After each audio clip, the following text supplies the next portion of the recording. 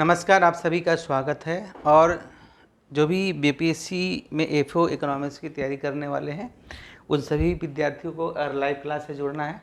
तो हमारा ऐप है जो पंकज इकोनॉमिक्स आर्ट्स के नाम से है। इस प्लेटफॉर्म पे हम यहाँ से क्लास आपको ले रहे हैं और जो कोर्स में किसी को ज्वाइन करना है, किसी तरह की परेशानी हो तो आप इस नंबर पे हमसे कांटेक्ट व्हाट्सएप पे कर सकते हैं। ये व्हाट्सएप नंबर है, इस पर आप 8292179360।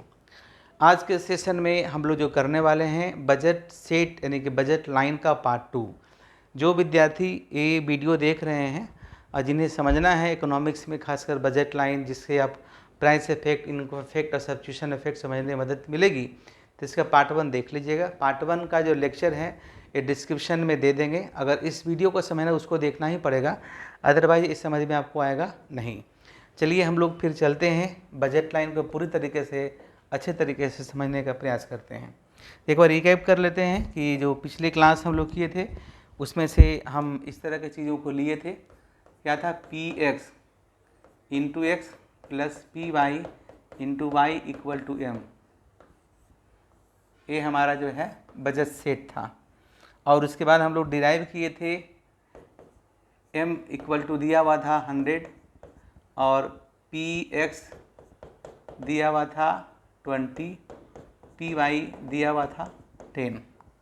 उसके बाद हम लोगों ने एक डिराइव किया था कि यदि x निकालना है m अपॉन पी एक्स करेंगे, y निकालना है तो m अपॉन पी वाई करेंगे। तो इस तरीके से जो 100 है, 100 को 20 से डिवाइड करेंगे तो 5 आएगा और 100 को 10 से डिवाइड करेंगे तो 10 आएगा। और इसके बाद हम लोगों ने एक इस तरह से बजट लाइन ड्रॉ किए थे। ठीक है, बजट लाइन ड्रॉ किए थे जिसमें जैसे यहाँ 0 है, 1 2 3 4 5, 1 2 3 4 5 यहाँ लिए थे। इधर ये एक्स एक्सिस है, इधर आपका ये वाई एक्सिस है। इधर 1 2 3 4 5, 1 2 3 4 5, 1 2 3 4 5 6 7 8 9 10। ये जो आपका है एक यहाँ है और एक यहाँ है। अब दोनों को मिला दिए थे तो हमको इस तरीके से बजट लाइन मिला था। क्लियर है? यहाँ तक कोई दिक्कत नहीं है। यहाँ तक समझने के लिए अगर दिक्कत है तो इसके पहले वाला वीडियो ज़रूर देख लीजिए। उसके बाद हम लोग क्या करेंगे, कुछ कुछ केसेज है कि अगर ऐसा होगा तो क्या होगा तो देखेंगे। तो देखिए बजट लाइन में एक एक्स है एक वाई है। डैट मीन्स कि इधर हम लोग गुड्स एक्स ले रहे हैं, इधर हम लोग गुड्स वाई ले रहे हैं। इस लाइन को थोड़ा हम और बड़ा कर देते हैं क्योंकि थोड़ा सा और बड़ा होने की संभावना है इसका। तो यहाँ तक ले लेते हैं। समझ में आ गया? अब इसमें केस 1 है। केस 1 कहता है इसमें कि ये जो प्रॉपर्टी हम बता रहे हैं, केस 1 कहता है कि यदि प्राइस एक्स का घट जाए तो एक्स का प्राइस घटेगा और बाकी सब पहले की तरह रहेगा तो क्या होगा। तो आप इस तरह से कॉपी में लिखना शुरू कीजिए कि केस 1 में कह रहा है, केस 1 लिख देते हैं। केस 1 में कहता है कि when price of X fall and P Y and M is as usual then क्या होगा। तो जो भी अगर इस तरह का लगे तो करके देख लीजिए। कहते प्राइस ऑफ एक्स घटेगा तो प्राइस ऑफ एक्स घटेगा, तब बगल में एक और लेते हैं, यहाँ पर लेते हैं प्राइस ऑफ एक्स घटेगा। अभी 20 है तो मान लो 10 हो गया। और एम जो है ना पहले जितना था उतना ही है, और जो पी वाई है पहले जितना था उतना ही है। तो जो नया वाला एक्स बन के आएगा क्या होगा, एम अपॉन पी एक्स 1। तो एम अपॉन एम कितना दिया हुआ है 100 है ना। 100 बाई कितना हो जाएगा 10, पहले कितना था 20, अब 10 हो गया तो कितना हो जाएगा 10 हो जाएगा। तो देखिए ये हो जाएगा 6 7 8 9 10। तो पहले हम यहाँ पर थे, अब हम यहाँ पे आ गए।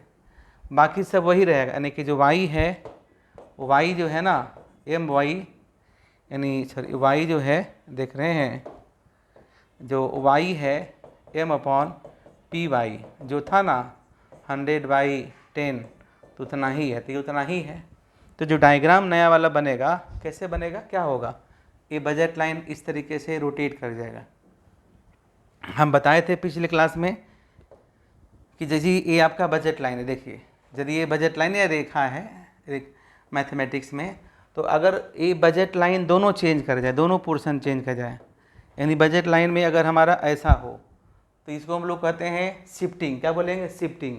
अब बजट लाइन में ए ऐसा नहीं होकर कैसा हो, ऐसा नहीं होकर ऐसा हो, तो इसको हम लोग कहते हैं रोटेशन। अगर यदि एक चेंज करेगा, सिर्फ एक्स एक्सिस पे चेंज करेगा, वाई में चेंज नहीं करेगा, तो उसको हम लोग रोटेशन या मूवमेंट कहेंगे। और यदि दोनों में चेंज करेगा तो उसको हम लोग शिफ्टिंग कहेंगे। याद रखिएगा। इसको हटाते हैं तो क्या लिखेंगे? सेंटेंस लिखिए, when price of X fall and Py and M is as usual, then budget line rotate rightward towards x axis. Rotate rightward towards x axis. यदि हिंदी में लिखा रहे हैं वस्तु x का मूल्य घटेगा या घटता है और वस्तु y का मूल्य और आय पहले की तरह बना रहे, तब बजट लाइन x एक्सिस की ओर दाईं तरफ रोटेट कर जाएगी या घूम जाएगी। दाईं तरफ रोटेट कर जाएगी या घूम जाएगी। देख रहे हैं? ठीक है। चलिए अब इसी तरह से केस 2 करना है। क्या करेंगे? केस 2। तो केस 2 में क्या लिखेंगे?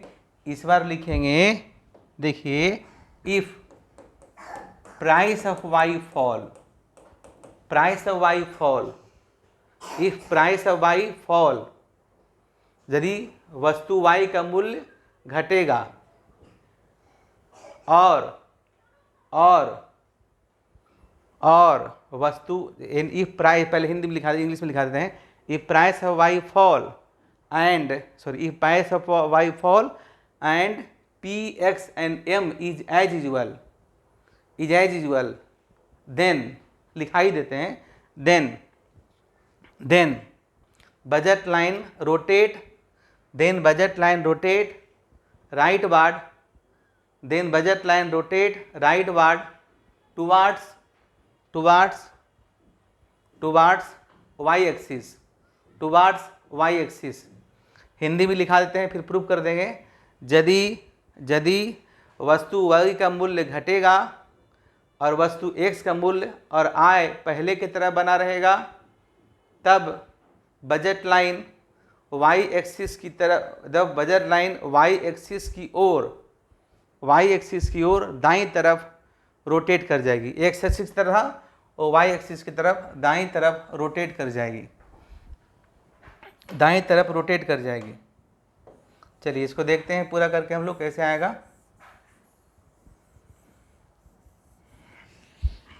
देखिए, कहता है पी वाई घट गया, पहले 20 था अब 10 हो गया।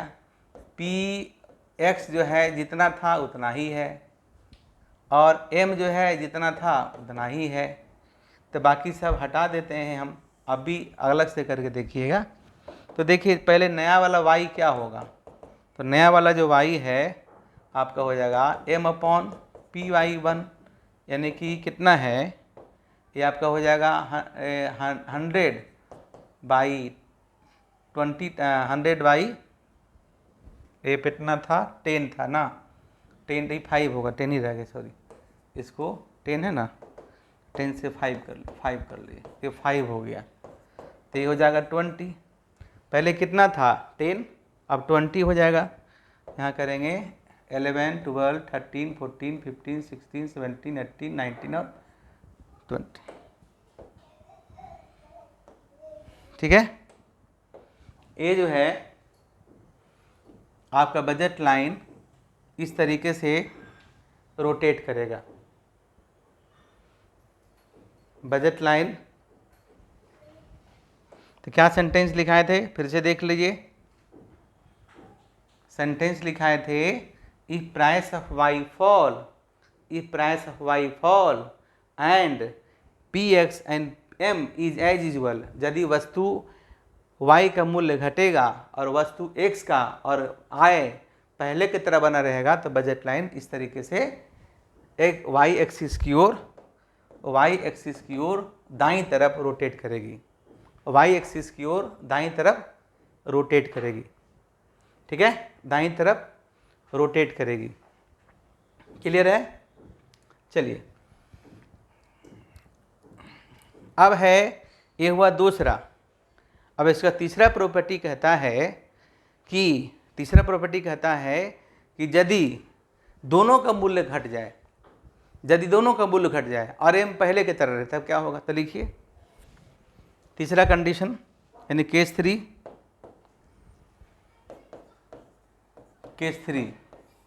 If px and py both fall but m is as usual, यदि वस्तु x और वस्तु y दोनों का मूल्य घटेगा, यदि वस्तु x वस्तु y दोनों का मूल्य एक साथ घटेगा और आय पहले की तरह रहेगा, तब क्या होगा? पहले देखते हैं। जाहिर सी बात है ना, वो शिफ्ट कर जाएगा। लिख लो, if price of x and price of y both fall but m is as usual, then budget line shift rightward, यदि वस्तु x और वस्तु y का दोनों का मूल्य एक साथ घटेगा और आय पहले की तरह बना रहेगा, दैट मीन्स रियल इनकम बढ़ जाएगा, तो बजट लाइन जो है दाईं तरफ शिफ्ट कर जाएगा, बजट लाइन जो है दाईं तरफ शिफ्ट कर जाएगा। इसको हटा देते हैं और करके देख लेते हैं। देखिए फिर से, m जो है ना, m उतना ही है। px कितना था? px पहले 20 था तो 10 कर लीजिए। py कितना था? 10 था तो 5 कर लीजिए। तो देखिए नया वाला जो x1 आएगा, m बाई x1, तो ये तो 100 है, तो ये कितना हैगा? ये 10 हो गया, 10 हो जाएगा। तो देखिए ये आपका यहाँ पे आ जाएगा, बताया ही थे। उसी तरीके से यदि y1 है, जो y1 है m अपॉन py1, तो 100 बाई 5 तो 20 हो जाएगा। 20 यहाँ दिया हुआ है, तो देखिए इस तरीके से शिफ्ट कर जाएगा।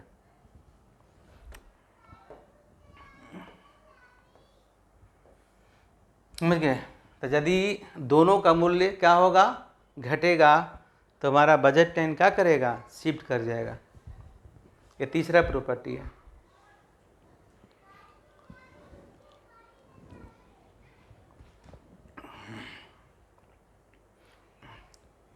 उसके बाद लिखिए प्रॉपर्टी नंबर 4।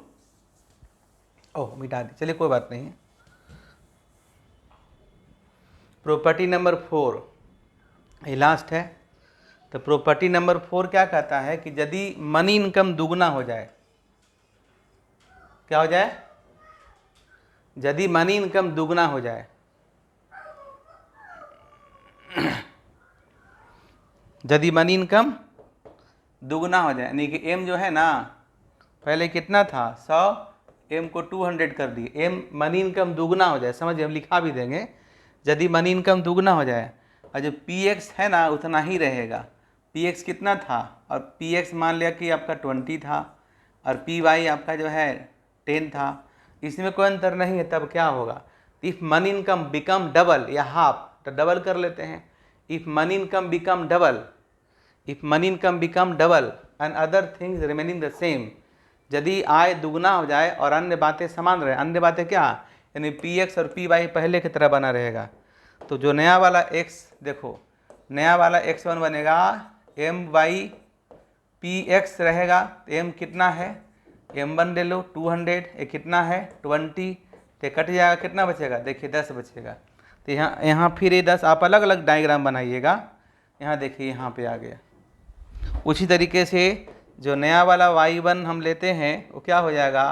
तो m1 नया वाला m1 है, py वही है, तो आपका जो है 200 अपॉन जो 10 है वही रहेगा, कट जाएगा तो आपका 20 आएगा।